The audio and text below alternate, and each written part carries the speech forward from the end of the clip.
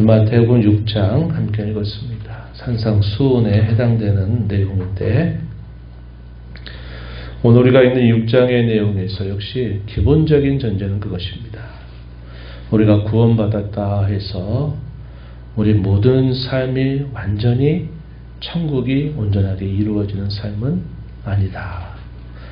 구원받으면 우리 모든 죄 문제가 근본적으로 해결이 된다 해서 우리 여전히 남아있는 죄와 부패라고 하는 것이 다 한꺼번에 사라지느냐? 그렇지는 않다는 겁니다.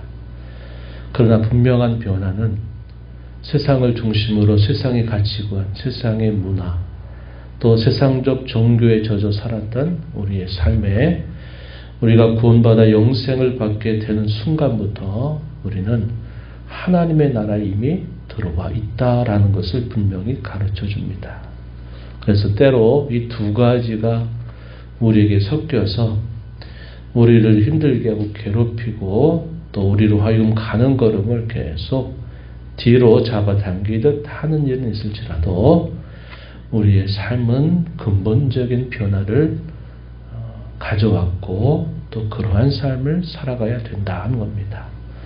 그래서 이러한 말이 적당할 것입니다. 세상 나라 위에 임한 하나님의 나라, 세상 나라에 임한 천국, 그것을 우리가 생각해야 된다는 거죠. 우리가 살아왔던 삶의 현장은 세상 나라였습니다. 그 나라 가운데 알게 모르게 살면서 이 세상의 가치, 이 세상 중심으로 먹고 입고 살아오는 삶을 우리는 그동안 살아왔습니다. 그러나 예수님을 통해서 이 땅에 도래한 하나님의 나라, 그 천국에 들어가게 되면 이제 근본적인 변화를 통해서 우리는 이제 다른 가치관을 가지고 다른 삶의 목적을 가지고 다른 삶의 방식을 가지고 우리는 살아가게 된다. 또 그래야만 된다 하는 사실을 가르쳐 주고 있습니다. 산상수훈은 바로 이 하나님의 나라를 살아가는 성도들이 어떤 삶을 사는 것이 그 하나님의 나라를 사는 삶인가에 대해서 예수님께서 분명하게 가르쳐 주고 계시다는 겁니다. 가장 근본적인 변화는 우리가 어제 읽었던 마태복음 5장에서 확인한 것처럼 우리의 심령의 진정한 변화입니다. 심령이 가난한 자가 되어서 하나님의 천국을 자신의 소유로 받게 되고 애통하고 온유하고 이하의 모든 그런 성품들이 마치 꼬리에 꼬리를 물듯이 그러한 변화된 새로운 성품을 가지게 되는 것이 하나님 나라를 들어온 자의 가장 근본적인 변화다. 이 심령의 변화가 없이는 다른 변화가 진정으로 이루어지지 못한다 하는 것을 우리가 늘 기억해야 한다는 겁니다. 오늘 우리가 읽은 마태복음 6장의 내용에서는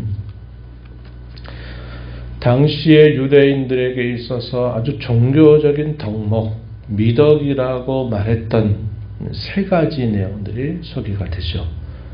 그게 뭐냐면 구제하는 일은 우리 종교에 있어서 아주 귀한 덕목이다, 미덕이다 이렇게 말했고, 두 번째가 기도하는 일입니다. 경건한 사람이라면 이 기도하는 일에 늘 힘을 써야 된다는 사실이죠. 세 번째가 금식입니다.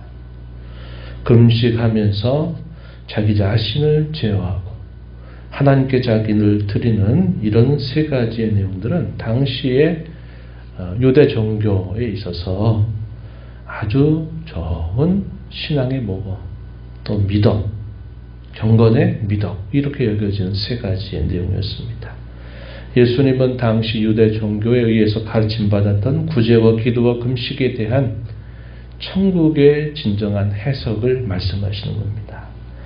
유대 종교인들에 의해서 위선적인 종교 형식으로 바뀌어버린 그 거짓되고 겉모습 중심의 이런 미덕들이 진정한 미덕이 되려 하면, 그리고 하나님 나라에서 이것이 정말 하나님 앞에 귀한 미덕이 되려 하면 이러한 구제가 되어야 되고 이렇게 기도하는 자가 되어야 되고 이렇게 금식하는 자가 되어야 한다 하는 사실을 말씀해 주시는 겁니다. 다시 말하면 우리의 종교행위라고 하는 게 사람과 세상 앞에서 하는 종교행위냐 아니면 우리의 깊은 것을 들여다보시는 하나님 앞에서 우리의 종교행위를 하느냐에 대한 분명한 결정, 그것을 올바르게 선택해야 된다는 사실을 강조하고 있는 내용이 본문 1절부터 18절까지 길게 소개되고 있고요. 19절부터 마지막 절에 이르는 내용은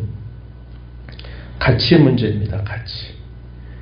우리의 삶의 가치를 과연 어디에 두고 사느냐에 따라서 우리의 삶의 방향은 분명히 달라지게 되고 하나님 나라를 사는 자의 진정한 가치는 여기에 두어야 된다에 대해서 예수님께서 말씀해 주고 계시다 한 것입니다.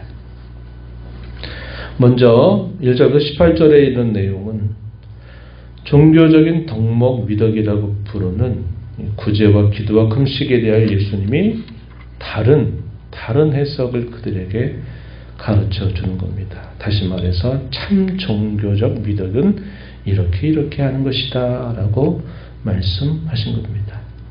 가장 경계하는 핵심이 뭐냐? 위선적 신앙입니다.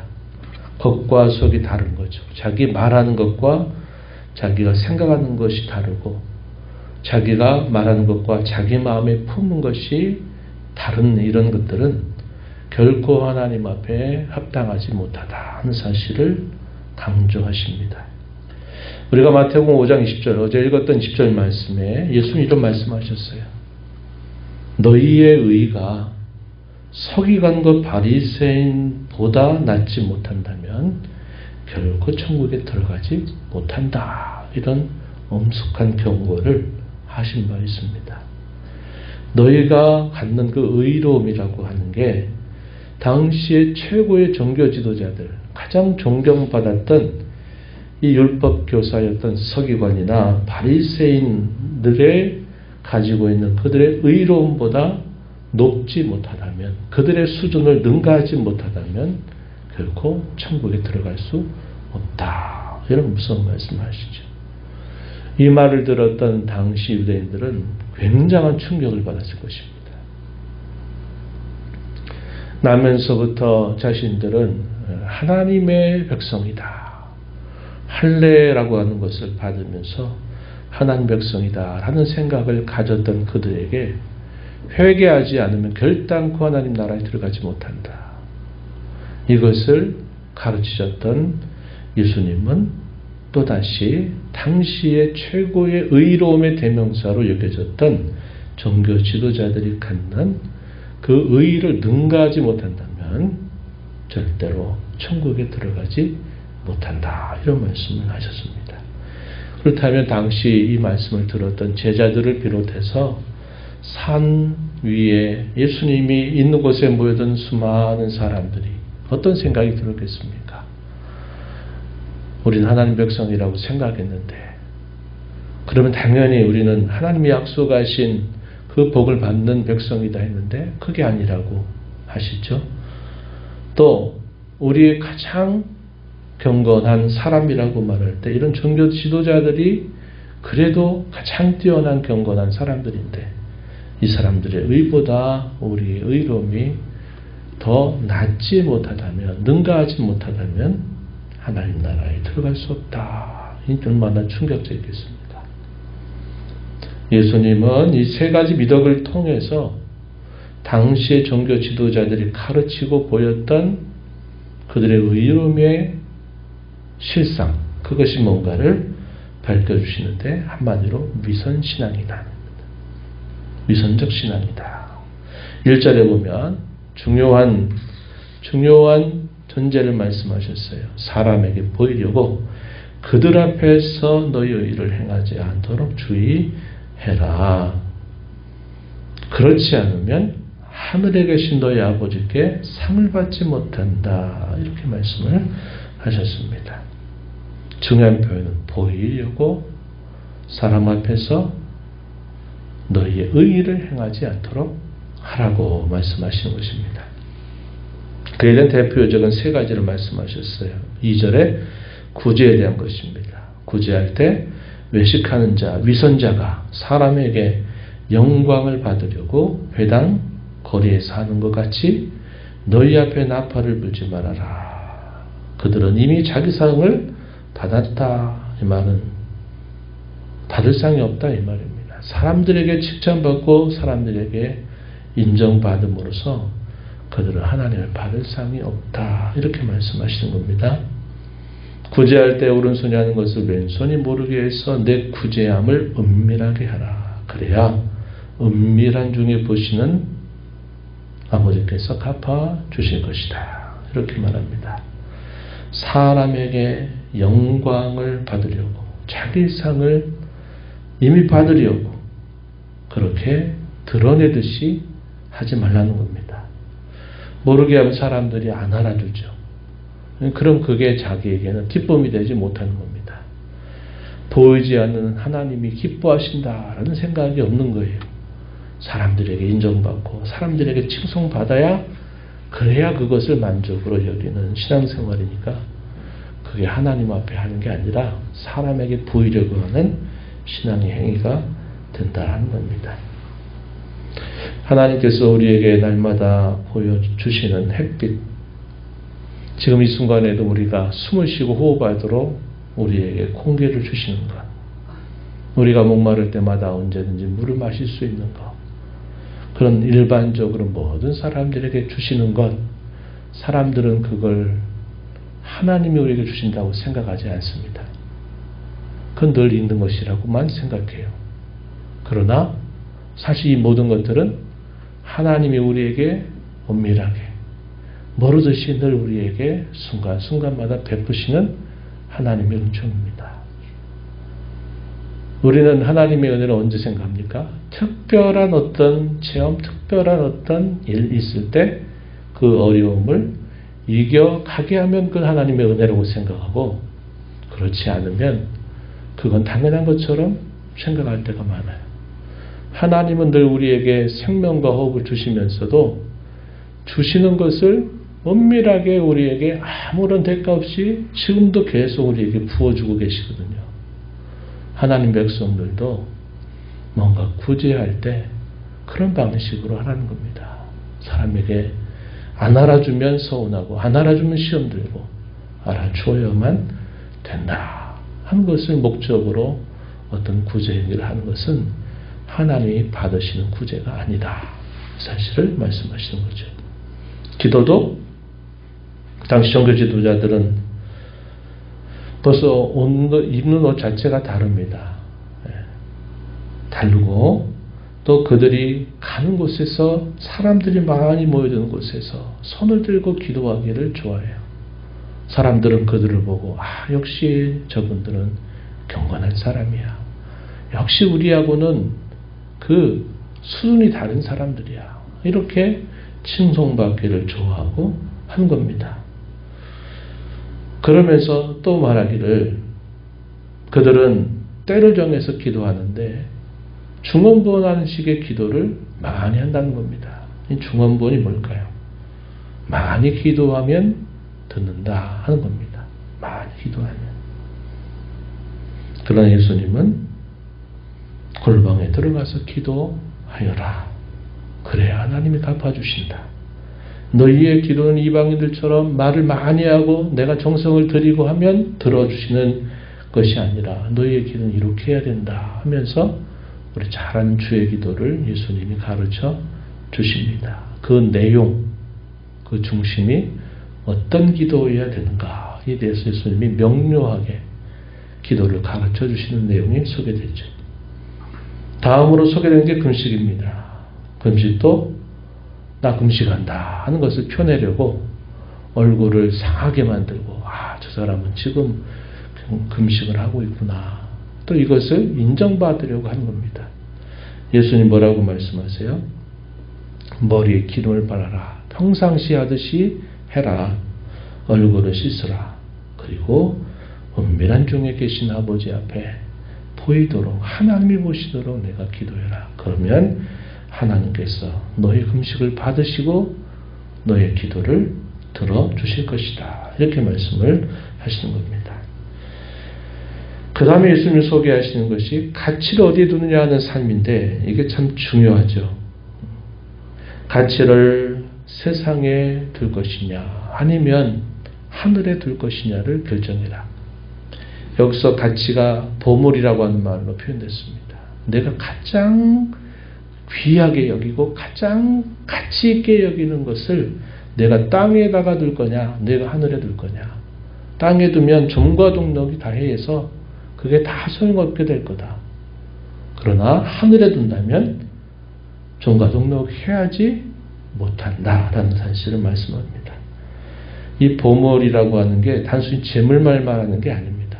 여기서 말하는 보물의 의미는 무엇을 정말 귀하게 여기고 무엇을 정말 가치 있게 여기느냐 할 때 가장 가치 있게 여기는 것을 보물이라고 이야기하고 있는 것이에요. 하늘에 둔다는 게 무슨 말입니까? 우리의 가치를 하나님의 나라에 둔다. 하나님께 둔다. 이런 의미를 하늘이란 말로 사용을 하고 있는 겁니다. 내 보물이 있는 곳에 뭐가 있다 그래요? 21절에 보면 내 보물이 있는 그곳에는 내 마음이 거기에 있다 말씀했습니다. 우리의 가치를 땅에 두면 우리의 마음은 온갖 세상에 향하게 될 것이고 우리의 가치를 하나님 앞에 두고 하나님의 나라에 두면 우리의 마음은 온통 거기에 마음의 무게가 실리게 된다. 이걸 말씀하시는 거죠.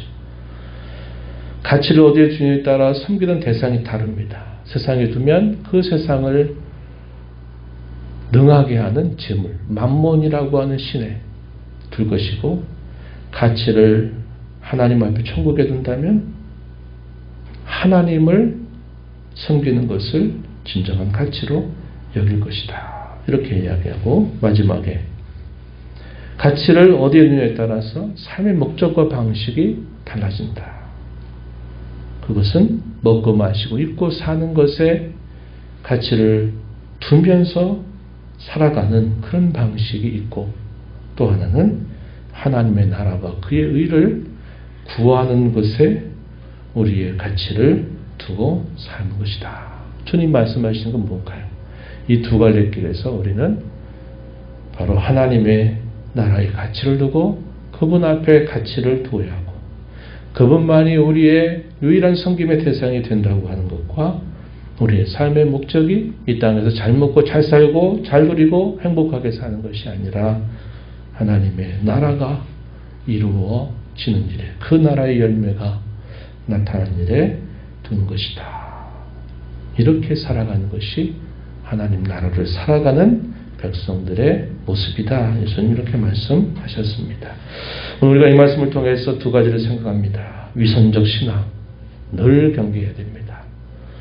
남에게 보이려고 하는 신앙생활 조심해야 되고 또 말하는 것과 우리의 행실이 서로 안 맞는 삶, 말해놓고 실천이 없는 삶, 그런 위선적인 신앙을 늘 경계하는 자세를 가져야 되겠고 우리의 진정한 삶의 가치와 초점과 목적 또 우리의 섬김의 대상을 오직 하나님과 그의 나라, 그의 의에 두고 우리는 오늘을 이 땅에서 살아가야 된다 하는 것을 마음에 새기면서 받은 말씀 따라 붙들고 살아가는 저와 여러분 되기를 바랍니다.